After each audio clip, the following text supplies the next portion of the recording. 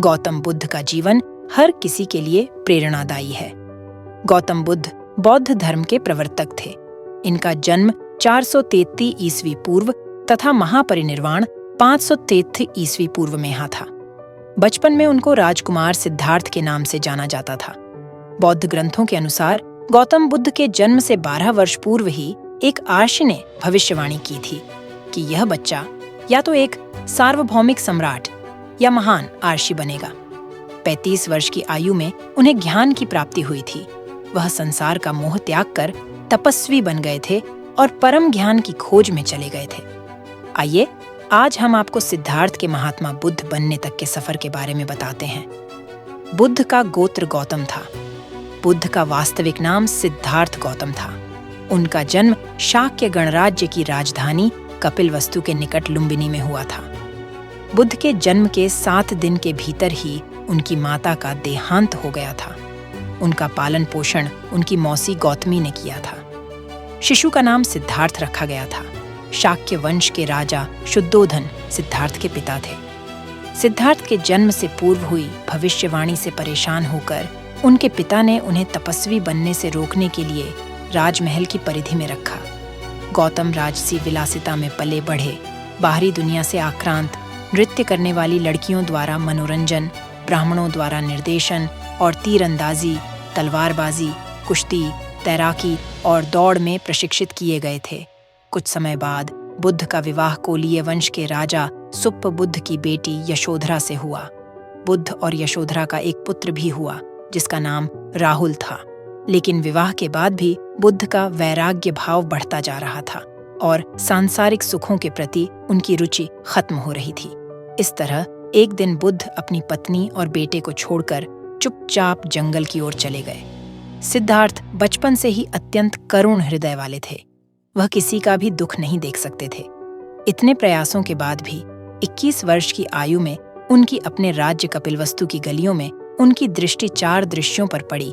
ये दृश्य थे एक वृद्ध विकलांग व्यक्ति, एक रोगी, एक पार्थिव शरीर और एक साधु। इन 4 दृश्यों को देखकर सिद्धार्थ समझ गए थे कि सबका जन्म होता है, सबको बुढ़ापा आता है, सबको बीमारी होती है और एक दिन सब मृत्यु को प्राप्त होते हैं।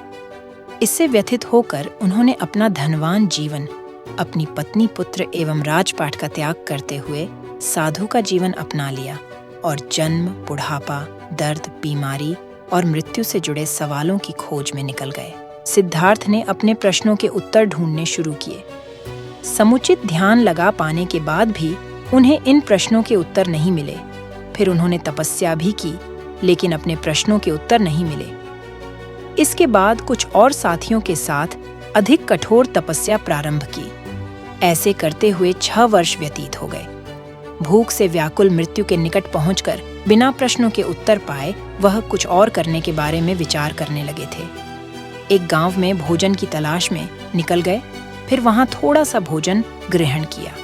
इसके बाद वह कठोर तपस्या छोड़कर एक पीपल के पेड़, जो अब बोधिवृक्ष के नाम से जाना जाता है, के नीचे प्रतिज्ञा करके बैठ गए कि वह सत्य जाने बिना उठेंगे नहीं। वह सारी रात बैठे रहे और माना जाता है यही वह क्षण था जब सुबह के समय उन्हें पूर्ण ज्ञान की प्राप्ति हुई थी। उनकी अविजया नष्ट हो गई और उन्हें निर्वण यानी बोधि प्राप्त हुई और वे 35 वर्ष की आयु में बुद्ध बन गए। एक बार भगवान बुद्ध जेतवन विहार में रह रहे थे। भिक्षु चक्षुपाल भगवान से मिलने के लिए आए थे। उनके आगमन के साथ उनकी दिनचर्या, व्यवहार और गुणों की चर्चा भी हुई। भिक्षु चक्षुपाल अंधे थे। एक दिन विहार के कुछ भिक्षुओं ने कुछ मरे हुए कीड़ों को चक्षुपाल की कुटी के बाहर पाया और उन्होंने चक्षुपाल की निंदा करनी शुरू कर दी कि उन्होंने इन जीवित प्राणियों की हत्या। भगवान बुद्ध ने निंदा कर रहे उन भिक्षुओं को बुलाया और पूछा कि क्या तुमने भिक्षु को कीड़े मारते हुए देखा है? उन्होंने उत्तर दिया, नहीं। इस पर भगवान बुद्ध ने उन साधकों से कहा कि जैसे तुमने उन्हें कीड़ों को मारते हुए नहीं देखा, वैसे ही चक्षुपाल ने भी उन्हें मरते हुए नहीं देखा और उन्होंने कीड़ों को जानबूझकर नहीं मारा है, इसलिए उनकी भर्त्सना करना उचित नहीं है। भिक्षुओं ने इसके बाद पूछा कि चक्षुपाल अंधे क्यों हैं? उन्होंने इस जन्म में अथवा पिछले जन्म में क्या पाप किए? भगवान बुद्ध ने चक्षुपाल के बारे में कहा कि वे पूर्व जन्म में एक चिकित्सक थे। एक अंधी स्त्री ने उनसे वादा किया था कि यदि वे उसकी आंखें ठीक कर देंगे तो वह और उसका परिवार उनके दास बन जाएंगे। स्त्री की आंखें ठीक हो गईं, पर उसने दासी बनने के भय से यह मानने से इनकार कर दिया। चिकित्सक को तो पता था कि उस स्त्री की आंखें ठीक हो गई हैं। वह झूठ बोल रही है। उसे सबक सिखाने के लिए या बदला लेने के लिए चक्षुपाल ने दूसरी दवा दी। उस दवा से महिला फिर अंधी हो गई। वह कितना ही रोई पीटी, लेकिन चक्षुपाल जरा भी नहीं पसीजा।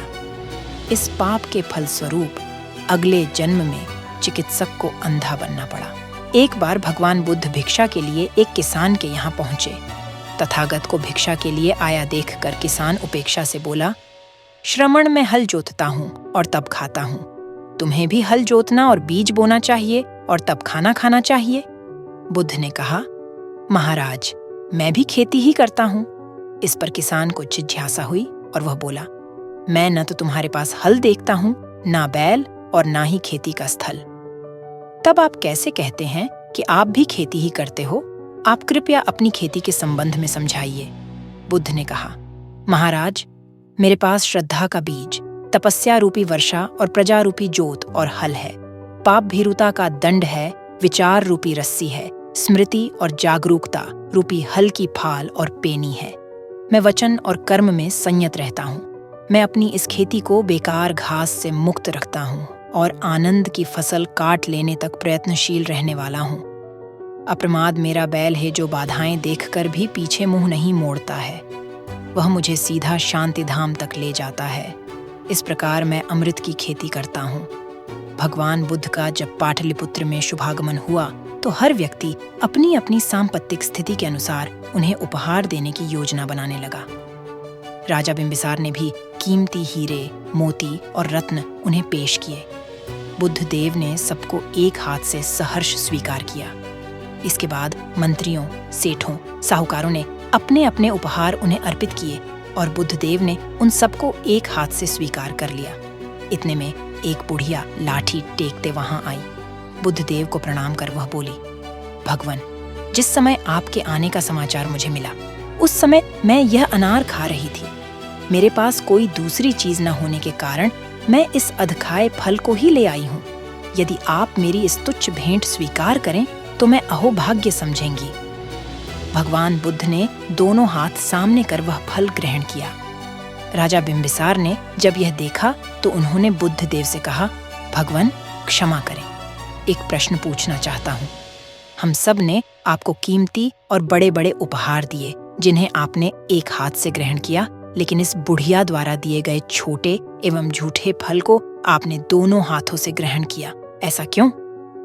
यह सुन बुद्ध देव मुस्कुराए और बोले, राजन, आप सब ने अवश्य बहुमूल्य उपहार दिए हैं, किंतु यह सब आपकी संपत्ति का 10वां हिस्सा भी नहीं है। आपने यह दान दीनों और गरीबों की भलाई के लिए नहीं किया है, इसलिए आपका यह दान सात्विक दान की श्रेणी में नहीं आ सकता। इसके विपरीत इस बुढ़िया ने अपने मुंह का कौर ही मुझे दे डाला है। भले ही यह बुढ़िया निर्धन है, लेकिन इसे संपत्ति की कोई लालसा नहीं है। यही कारण है कि इसका दान मैंने खुले हृदय से दोनों हाथों से स्वीकार किया है। बुद्ध को शाक्य मुनि के रूप में भी जाना जाता है। 7 हफ्तों तक उन्होंने मुक्ति की स्वतंत्रता और शांति का आनंद लिया। प्रारंभ में तो वह अपने बोध के बारे में दूसरों को ज्ञान नहीं देना चाहते थे। बुद्ध का मानना था कि अधिकांश लोगों को समझाना बहुत मुश्किल होगा। मान्यता है कि बुद्ध को स्वयं ब्रह्मा जी ने अपने ज्ञान को लोगों तक पहुंचने का आग्रह किया था। फिर वह इस पर सहमत हो गए। इस तरह उन्होंने अपना पहला धर्मोपदेश उत्तर प्रदेश के वाराणसी के पास सारनाथ में अपने पहले मित्रों को दिया था।